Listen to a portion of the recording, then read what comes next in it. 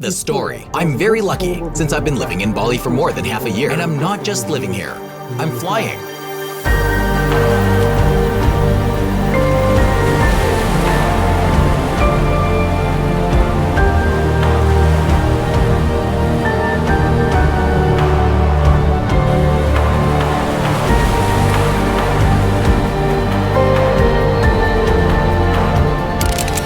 Introduction. Bali is just one of Indonesia's 17,000 islands. Its population is 276 million people, the fourth most populated country in the world after China, India, and USA. Russia takes only 9th place after the Republic of Bangladesh. The island is 112 kilometers long and 153 kilometers wide, equivalent in size to about 2 Moscow. In Bali, there are 2 active volcanoes, and I decided to take a trip to the largest of them, the sacred volcano Agung. Volcano Agung erupted for the last time in 2019. I rented a Yamaha NMAX bike for 1,800,000 rupees, worth $120 a month. After fixing the drone to the outside of the bike, I headed out on the trip. My destination is the temple, 60 kilometers from my villa. And it's the last point where I can get as close as possible to the volcano's mouth. I'm already scared to go over 100 kilometers an hour on this bike. The average speed is 60 to 80 kilometers. The whole trip took me 2 hours. Everything was fine, but then... Надеюсь, дрон не пострадал. Подскользнулся, я не знаю, здесь на песке и грохнулся. I fell out of the blue. The asphalt was sanded down and the wheels slipped. At the same time, I fell directly on the drone, which I had fixed to the bike's case before I left. Some of the Balinese who had been passing by helped me to get up, gave me some water to wash my wounds. They didn't accept money in return for my help. It's strange. Sometimes they are brazenly begging, but when there's trouble, they don't take money. I was all scratched up, bleeding, and uncertain whether the drone was working or not. And I decided whether to keep going or attempt it another time. My hesitation did not last long. When I got to the temple, a local vendor gave me some wet alcohol wipes, helping me out a lot. And he also declined to tip. Then it turned out that Volcano Agung was closed because the Balinese had some kind of sacred events there. They even wrote about it in Russian on a huge banner. It was a real bummer. Anton, top close. But I was able to arrange it. I go to the temple and fly drone to the top. Yeah.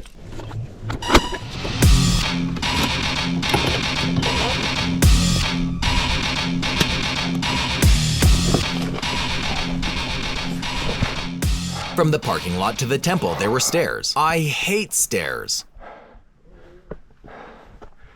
Hello. Вот, мы добрались. There was a suspicious rig just beside me that might have been causing interference.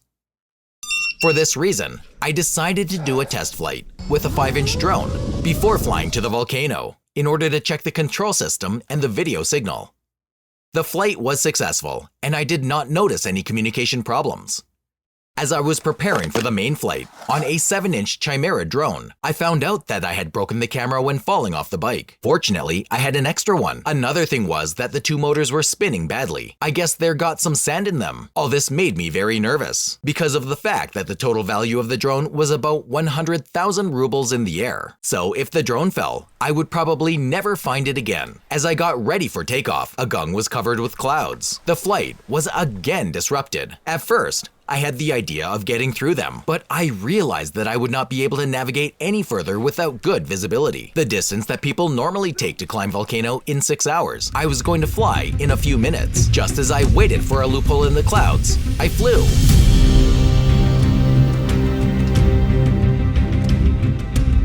Дистанция 200 метров. На 500 метров от себя отлетел.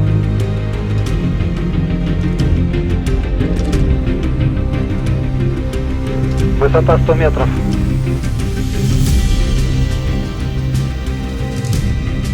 На километр от себя отлетел. Все в норме.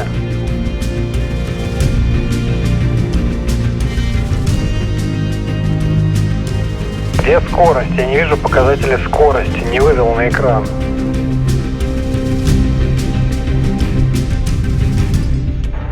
Практически добрался до кратера. 19 мегабит битрейта по связи. Блин, страшно. Я вижу кратер. вправо, чтобы не залететь за кромку, не потерять связь. Охренеть. Какая красота. Потрясающе.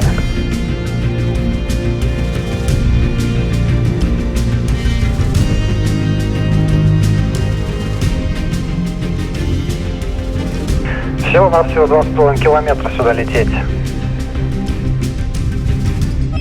1 мегабит битрейт, у меня потеря связи. Ух ты, пронесло. Все, я возвращаюсь.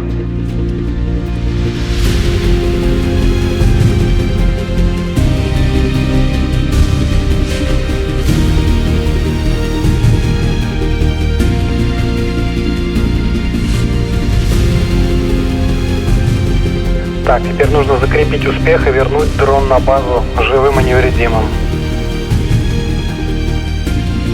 GoPro, я надеюсь, ты пишешь видео. Не подведи меня. До базы 800 метров. Видимость отличная.